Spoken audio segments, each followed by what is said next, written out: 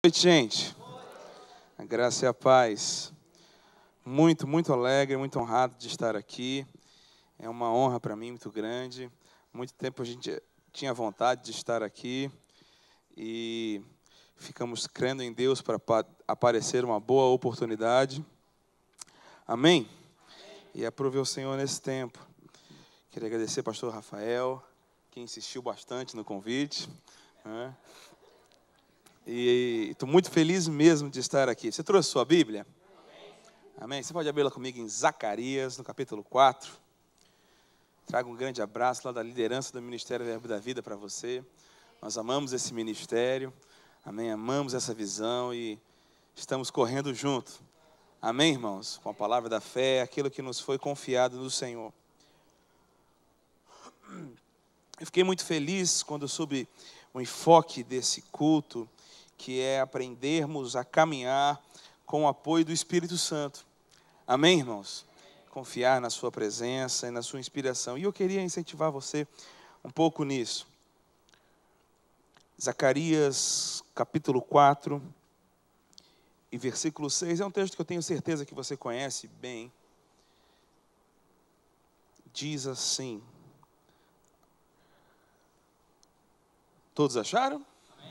Prosseguiu ele e me disse: esta é a palavra do Senhor a Zorobabel, não por força, nem por poder, mas pelo meu espírito, diz o Senhor dos Exércitos. Quem és tu, ó grande monte? Diante de Zorobabel serás uma campina, porque ele colocará a pedra de remate em meio a aclamações. Haja graça e graça para ela. Amém?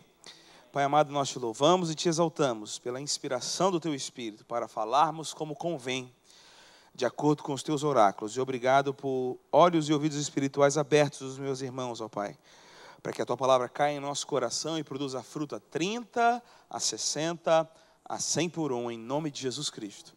Amém. Como eu disse, é um texto muito conhecido.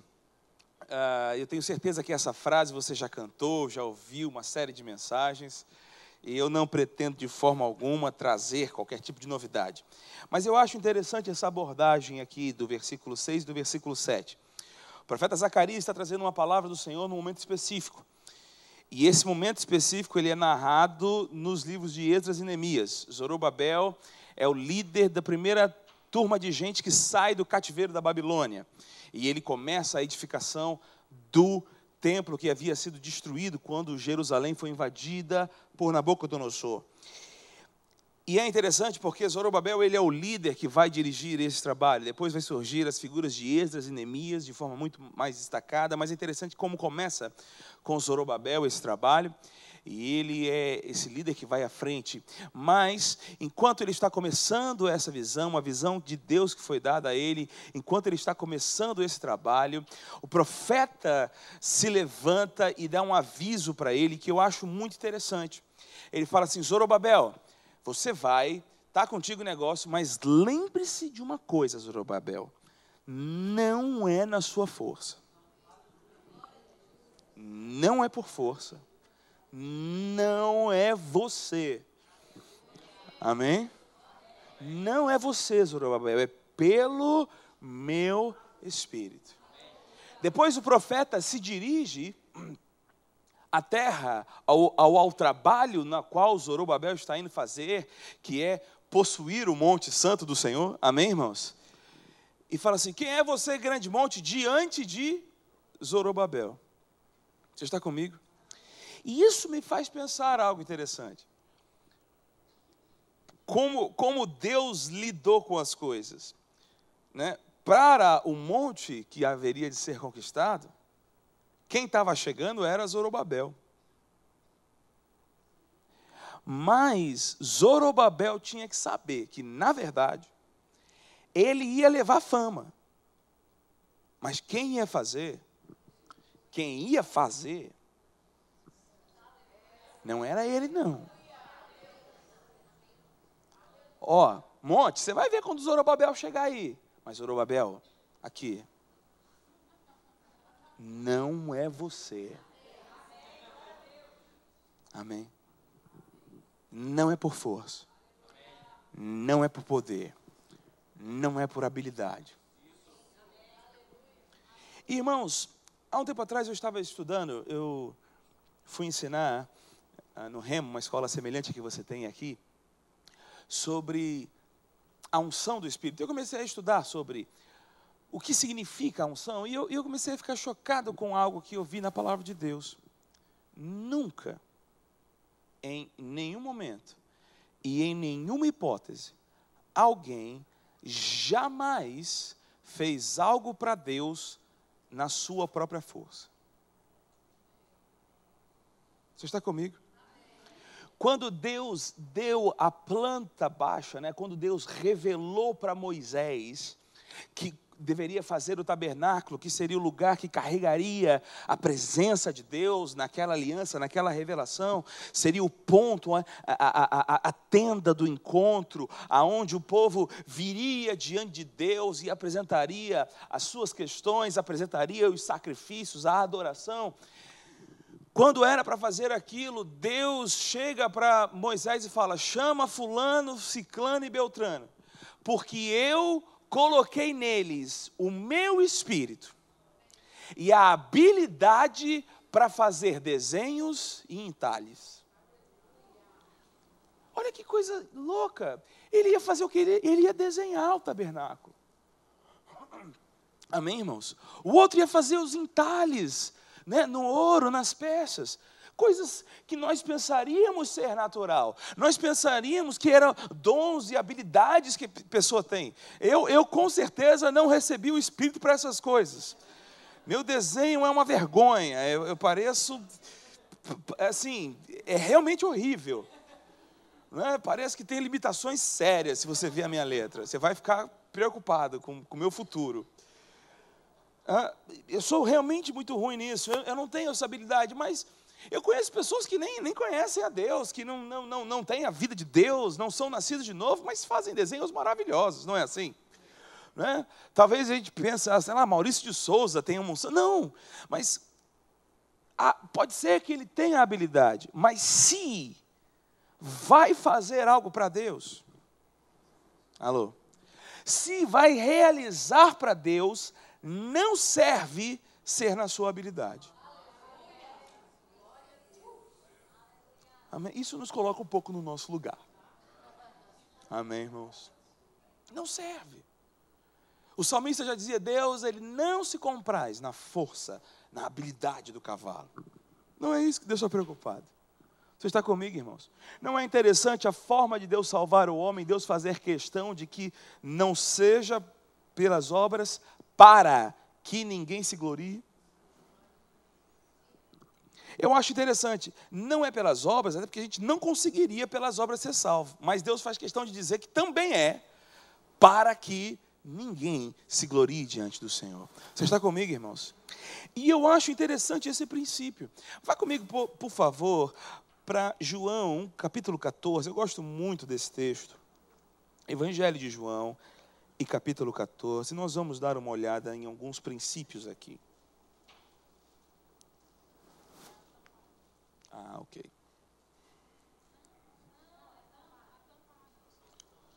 Tá. Eu estou um pouco... Essa?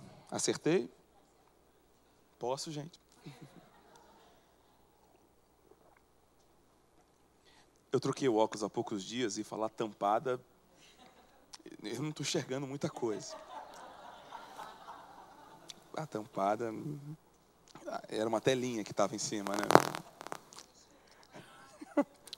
Você achou João 14? Esse texto é muito forte. Muitos dos textos mais famosos que conhecemos dos evangelhos estão aqui no texto de João. Eu quero começar com você no versículo 6. Amém? Diz assim: respondeu-lhe Jesus: eu sou o caminho, a verdade e a vida. Ninguém vem ao Pai senão por mim. Você conhece esse texto já, não é verdade? Isso é um dos pilares do cristianismo. A salvação, chegar até Deus, só existe um caminho para isso. Apesar do pós-modernismo querer dizer que todos os caminhos levam a Deus, apesar de muita gente desenvolver todo tipo de filosofia, Jesus, ele foi, catedrático. Ele asseverou, e a gente tem que lembrar que ele é a verdade, ele é a própria palavra de Deus. Ele diz: eu sou o caminho, eu sou a verdade e a vida. Ninguém. Irmãos, e isso aqui não permite interpretação, concorda comigo?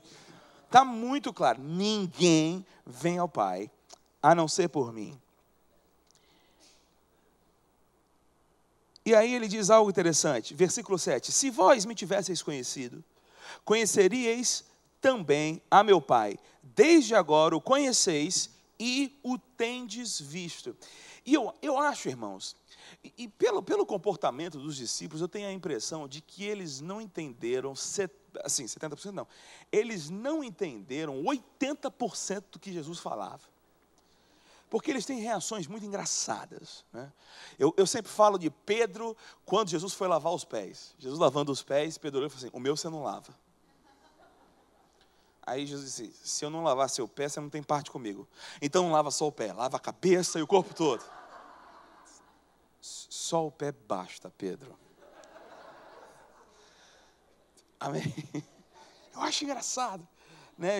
Pedro, João e Tiago falam assim: você quer que a gente ore para que caia fogo do céu sobre aquele pessoal lá? Diz: vocês ainda não entenderam de que espírito eu sou? Você está comigo, irmãos? E a Bíblia diz mesmo que foi depois da ressurreição que eles entenderam, que se abriu os olhos.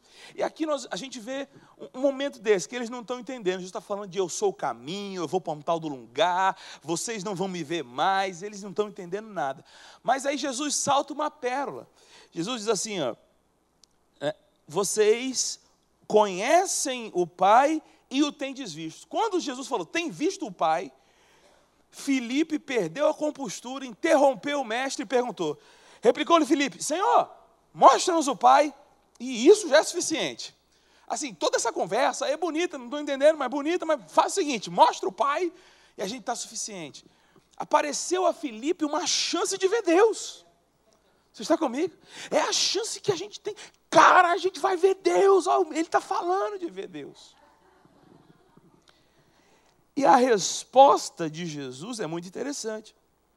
Ele diz assim, disse-lhe Jesus: Filipe, há tanto tempo eu estou convosco, e você não me conhece? Quem me vê a mim, vê o Pai.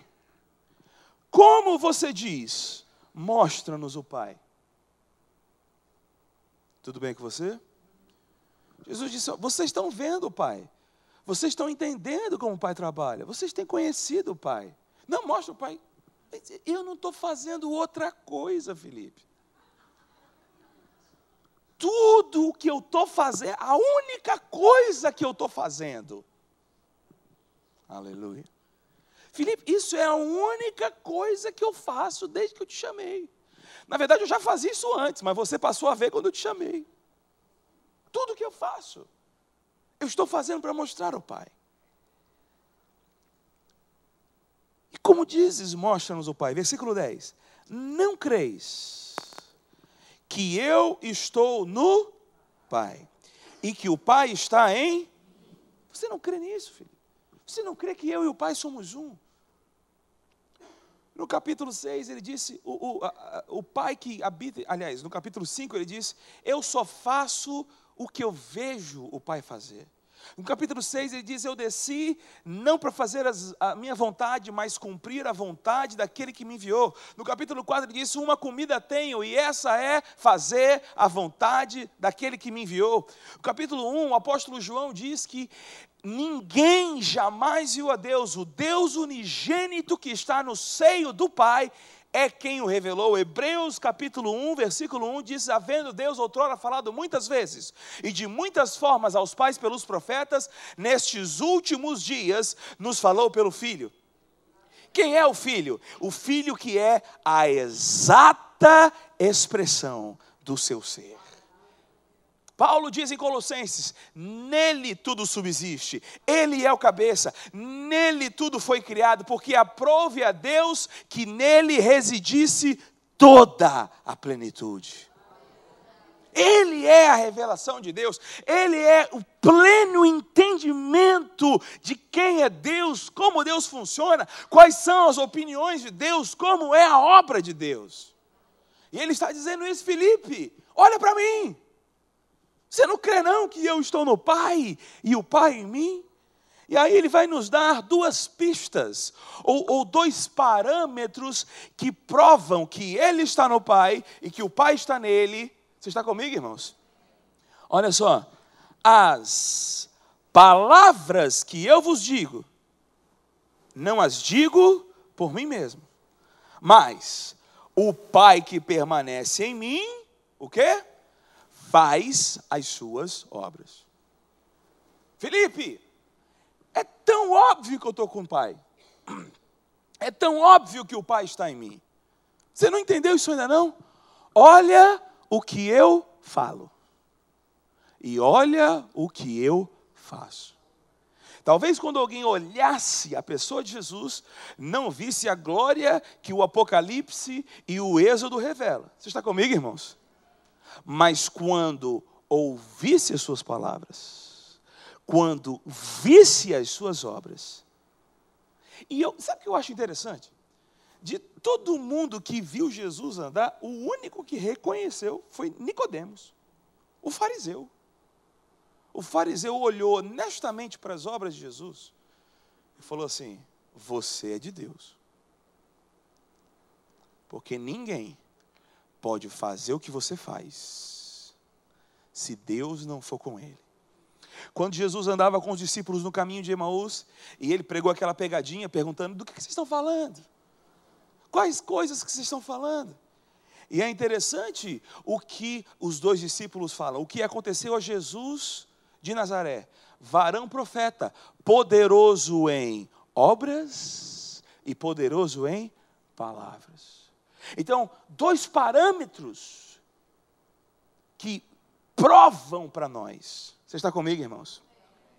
A prova cabal de que Jesus é o testemunho de Deus são as suas palavras e as suas obras. O que eu acho interessante é que ele diz assim: crede que eu estou no Pai e o Pai em mim, crede ao menos por causa das mesmas obras. Já que você não entende as palavras, olha pelo menos para as obras são evidentes. Você está comigo? As obras são claras, as obras declaram o tempo todo que Deus está em mim. E o que eu acho mais interessante é o que ele tem coragem de dizer no versículo 12: em verdade vos digo que se você crê em mim, fará também as obras que eu faço, e outras ainda maiores fará, porque eu vou para junto do Pai. Amém? Peraí, não sei se você entendeu. Mas Jesus está dizendo que a prova de que Ele está no Pai e que o Pai está nele é o que Ele faz. O que Ele diz e o que Ele faz. Se você não entendeu as palavras, pelo menos fica com as obras. Mas se você crê em mim, você também faz as obras. Ora, se Ele faz as obras porque o Pai está nele e Ele no Pai, como é que a gente faz as obras?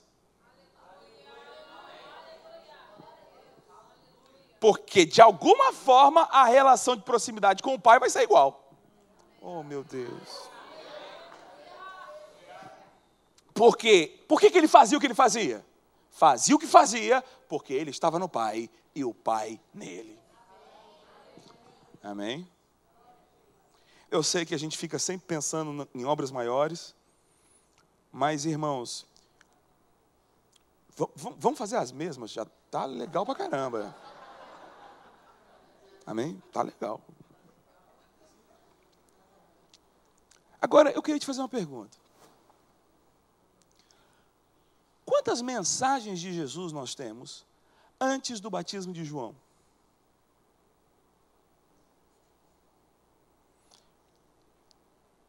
Isso mesmo, nenhuma. Muito bom, porque já está bem doutrinada mesmo. Nenhuma. Quantas curas milagrosas Jesus fez antes do batismo de João? A tradição por aí inventa que quando ele tinha uns 7 anos, criou um passarinho, ressuscitou um passarinho, uma coisa. Mas é mentira, não tem não. Não, ele não ressuscitou nem um passarinho. Irmãos, eu acho louco que a única coisa... É interessante isso. O nascimento de Jesus é um dos maiores milagres que existe. Porque a Virgem concebeu. Irmão, isso é um milagre. Você sabe que é um milagre. Um milagre dos mais absurdos. Mas dos 4 biógrafos de Jesus, só 2 falaram disso. Alô? Tudo bem com você? Os biógrafos de Jesus acharam mais interessante a morte do que o nascimento. Agora, nenhum dos 4 biógrafos de Jesus ignorou o batismo de João.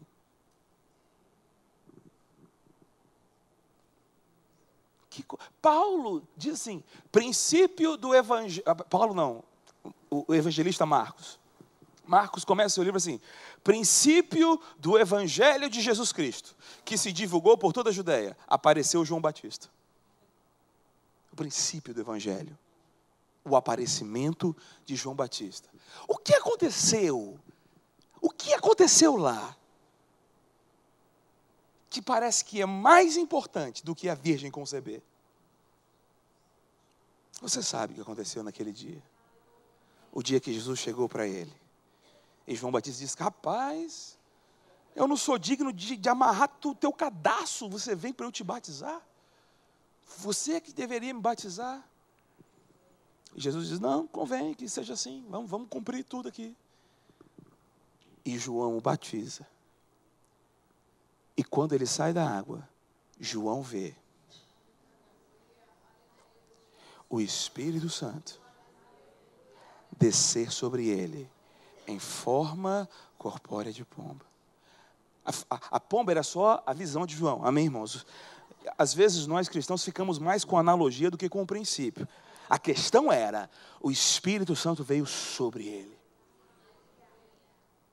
Experiência que vai ser chamada de batismo no Espírito Santo, ou de enchimento do Espírito, ou de rio de águas vivas.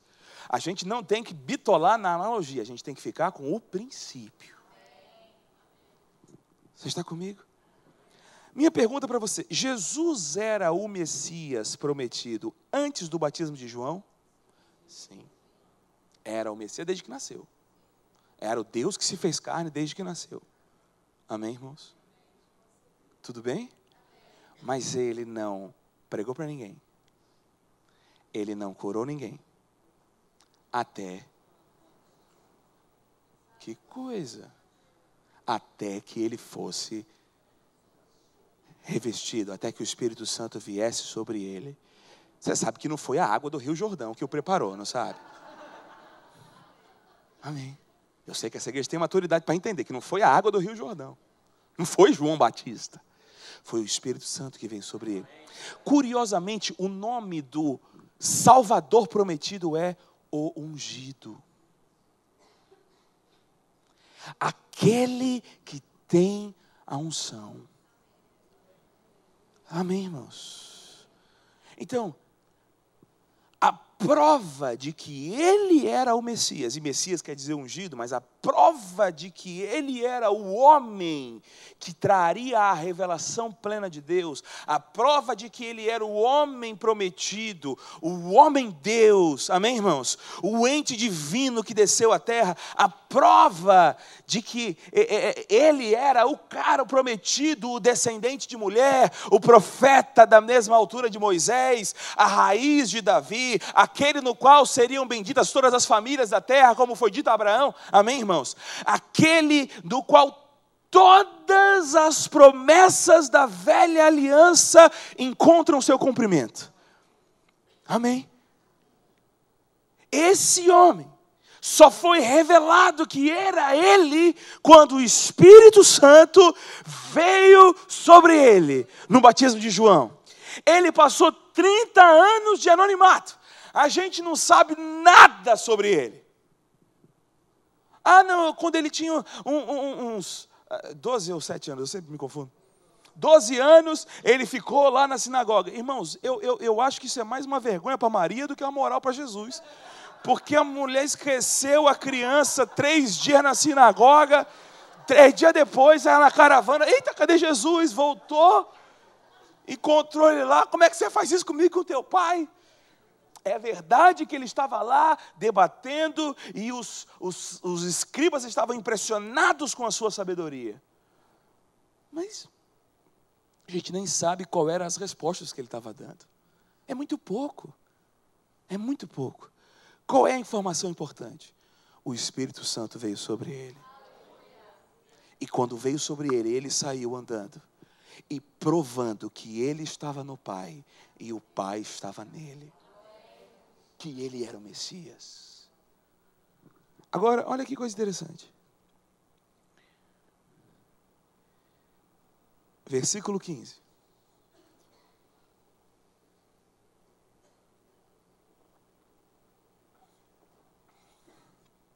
Você achou? Diz assim: se me amais, guardareis o quê? É interessante isso, porque eu estou no Pai por causa das palavras e das obras.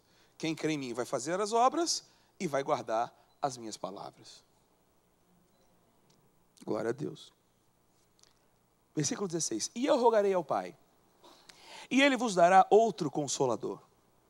A palavra outro, acredito que você já sabe, é outro da mesma espécie, da mesma qualidade. Amém? Alguém que o substitui à altura. O outro Consolador, a fim de que esteja para sempre convosco. Sabe, não precisa abrir, mas no capítulo 16, Jesus diz uma coisa que por muito tempo eu discordei dele, eu achei que ele estava errado. Às vezes a gente tenta convencer Deus de que a gente é mais sábio, né? Não vai dar certo, irmão, é melhor desistir rápido dessa atitude. Jesus fala assim, ó, convém-vos que eu vá. É melhor para vocês que eu vá. Porque se eu não for, o Consolador não virá. Irmãos, eu discordava de Jesus. Eu achava mais legal se ele tivesse ficado. Achava, não acho mais não, achava. Já, poxa, o Espírito Santo é bom, mas... Pô, era legal se Jesus estivesse aqui, né? Até que esse texto aqui brilhou para mim. Vamos no 16 de novo. E eu rogarei ao Pai, e Ele vos dará outro Consolador, a fim de que Ele esteja, por quanto tempo? Para sempre convosco. Que Espírito é esse? O Espírito da verdade. Jesus disse, eu sou o caminho, a verdade. Esse é o Espírito da verdade. Que o mundo não pode receber, porque não o vê, nem o conhece. Mas vocês, falando com os seus discípulos aqui, dos quais fomos incluídos pela fé, amém, vós conheceis. Agora preste atenção no aspecto histórico, do momento específico que estava acontecendo ali. Porque Ele hoje habita convosco e daqui a pouco estará em vós. Você está comigo? O Espírito da verdade. O mundo não pode receber, o mundo não vê. Agora, alguém aqui já viu o Espírito Santo? Alô? Não, vai que tem alguém aqui, irmão, que viu o Espírito Santo. Eu nunca vi. Assim, o Espírito Santo, eu já vi a atuação do Espírito Santo, amém? Mas o Espírito Santo eu nunca vi. E na Bíblia ninguém diz, eu estou vendo o Espírito Santo. Amém? Paulo viu Jesus. Amém? No Velho Testamento nós temos aquelas teofanias, Deus aparecendo com forma humana. Mas ninguém nunca viu o Espírito Santo. Porque ele é Espírito, ele não é matéria. Amém, irmãos? Mas é interessante, o mundo não o vê, nem o conhece.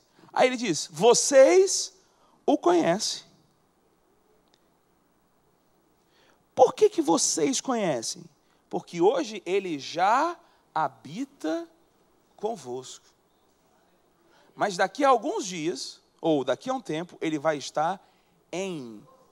Existe uma diferença na condição que eles estavam para a condição que eles assumiriam daqui a pouco. Hoje eles já tinham algum conhecimento do Espírito Santo, porque de alguma forma o Espírito Santo estava lá com eles.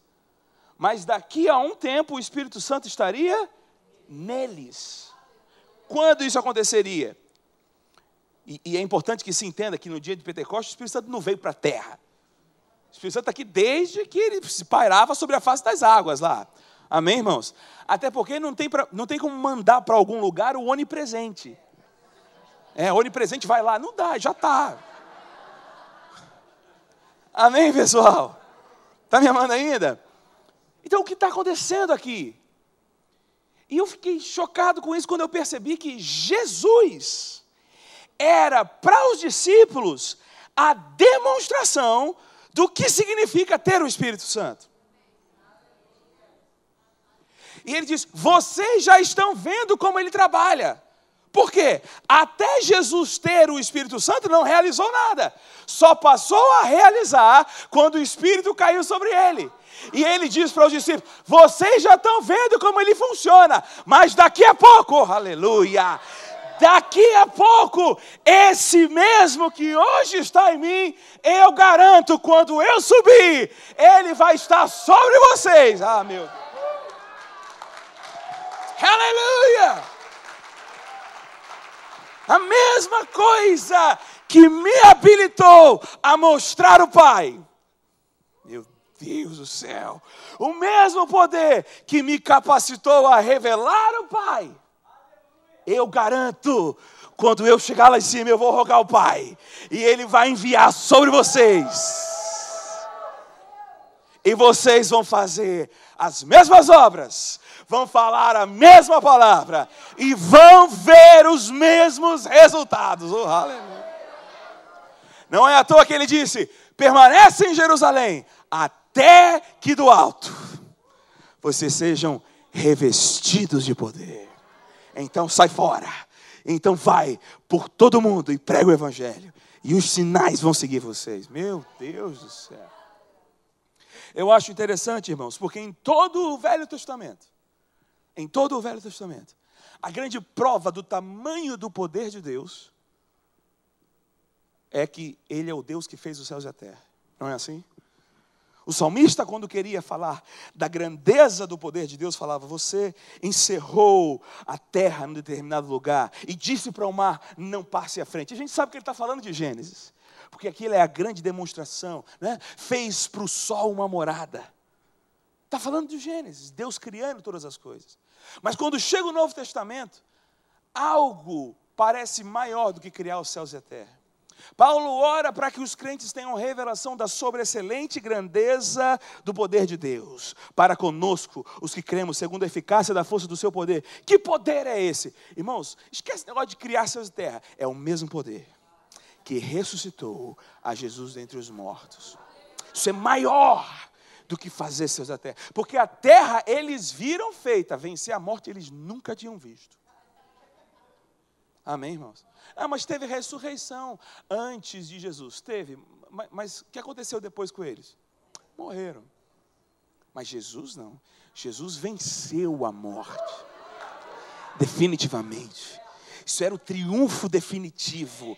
A grande arma do adversário que vem roubar, matar e destruir. Se é a grande arma do adversário, eu vi como é que escapa dela, o que o adversário tem contra mim?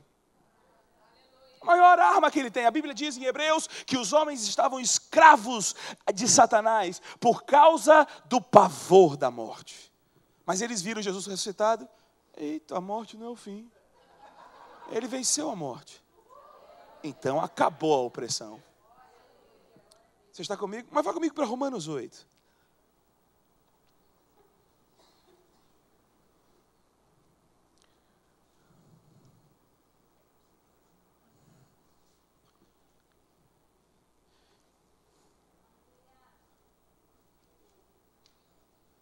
Amém?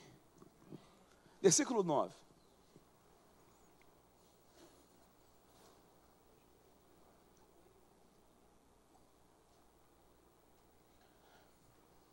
Romanos capítulo 8, versículo 9, diz assim: vós, porém, não estáis na carne, mas no Espírito. Amém, crente? Desiste de tentar. Amém? Você não está na carne. Se de fato o Espírito de Deus habita em vós. Se o Espírito de Deus habita em vós, você não está na carne. Pode ser que de vez em quando você faça coisas segundo a carne. Muito de vez em quando, aleluia. Mas você não está na carne. Se alguém não tem o Espírito de Cristo, esse tal nem é dele. Amém? Versículo 10. Se porém Cristo está em vós, e veja que Cristo está em vós, ele não usa Jesus Cristo, ele usa o Cristo, o ungido. Está falando do Espírito de Cristo. Que ele chamou de Espírito de Cristo agora acima. Está em vós. O corpo, a natureza carnal, a tendência humana, na verdade está morto e continua com aquela velha vontade. Continua com aquela velha inclinação.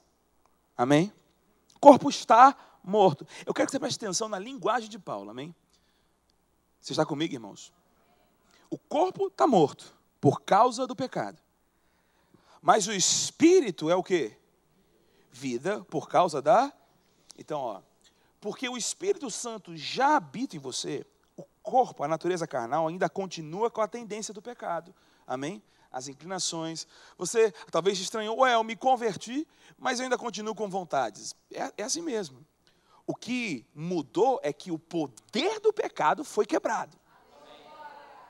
Amém? Mas a concupiscência continua aí. Você está comigo, irmãos? Mas o Espírito, por quê? Por que foi quebrado? Porque agora o Espírito é vida. Já nasceu de novo, já tem a vida eterna, a vida de Deus, a conexão eterna entre Deus e o Espírito de Deus. Aliás, entre o seu Espírito e o Espírito de Deus. Amém, irmãos? A Bíblia diz que aquele que se une ao Senhor se torna um só Espírito com Ele. O Espírito é vida por causa da justiça. Agora, calma. Porque se habita em vós o Espírito daquele que ressuscitou a Jesus dentre os mortos, esse mesmo que ressuscitou a Jesus Cristo dentre os mortos, vai vivificar também o vosso corpo mortal, por meio do seu Espírito que em vós habita. Por que eu vim para esse versículo aqui? E por que eu falei sobre o poder de Deus? Para que você entenda o seguinte, a maior demonstração do poder de Deus na história foi Jesus ressuscitar. Você está comigo? Amém. A coisa mais absurda que Deus já fez foi ressuscitar Jesus. E a habitação do Espírito em nós é a garantia de que o que Deus fez com Jesus, porque o Espírito está em nós, Deus tem que fazer também em nós. O corpo ainda é mortal, mas fica calmo. Porque se Jesus ressuscitou, porque o Espírito estava nele, o mesmo Espírito que estava nele, vai também vivificar o seu. Se ele ressuscitou, fica certo, você também vai. Por que eu sei disso? Porque o mesmo Espírito, oh aleluia, é o penhor, o selo da nossa herança, a garantia. Agora, eu quero que você lembre que ele já garantiu aqui que a maior demonstração de poder que existe já está garantida. Irmão, se ele já garantiu a maior, dá para relaxar com as outras. E é o que ele garante aqui mesmo em Romanos. Eu vou terminar com isso. Lá na frente. Versículo 31. Que diremos, pois, à vista dessas coisas? Se Deus é por nós, quem será contra nós? Aquele que não poupou seu próprio filho antes, por todos nós o entregou. Porventura, não nos dará de graça com ele. Alô? Se ele deu Jesus, vai te negar o quê? Como é que eu sei disso? O Espírito Santo habita em você. É a prova, é a garantia de que tudo que Deus operou em Jesus. Pastor, você não está exagerando, não? Não. Que a questão não é você ser igual a Jesus. A questão é o mesmo Espírito que estava em Jesus estar em você. Amém? Mas eu não sou como Jesus. Não, não é. Não é. Da glória vai chegar perto, mas aqui não é mesmo. Mas o Espírito que estava nele é o mesmo. E Jesus garantiu que por causa disso você faz as mesmas obras. E você tem a mesma palavra. Você recebeu uma coisa boa essa noite? Aleluia.